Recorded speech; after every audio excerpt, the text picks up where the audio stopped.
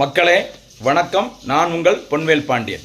இந்த பதிவில் நம்ம பார்க்க போகிறது சில முக்கிய நபர்கள், சில முக்கிய அமைப்புகள் உருவாக்கப்பட்டு 2025ஆம் ஆண்டில் 150 ஆண்டுகளை நிறைவடைஞ்சிருக்குது. அது என்னன்னு சொல்லி பார்க்கலாமா?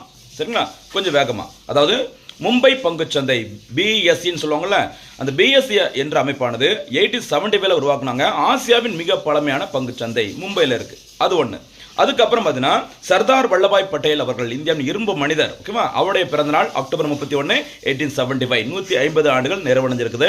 அதே மாதிரி இந்தியாவில் சுதந்திர போராட்ட வீரரும் பழங்குடியினத்தை சேர்ந்த முக்கிய தலைவருமான பிர்சா முண்டா அவர்களின் பிறந்த நாள் நவம்பர் 15, 1875. இந்த நவம்பர் 15 ஜன்ஜாதிய கௌரவ தினமாக, பழங்குடியினர் கௌரவ தினமாக இந்திய அரசினால் கொண்டாடப்பட்டு வருகிறது. ஓகேவா?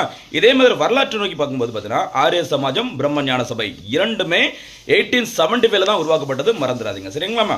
அதே மாதிரி வந்தே மாதரம் பாடல் சரியா பங்கிம் சந்திர சட்டர்ஜி அவரால் இயற்றப்பட்டு பார்த்தீங்கன்னா 150 ஆண்டு நிறைவடைஞ்சிருக்கு 2025. சரிங்களா? இப்படி நிறைய விஷயங்கள் இருக்கிற இந்த லிஸ்ட்ல இன்னொரு முக்கியமானது இருக்குது.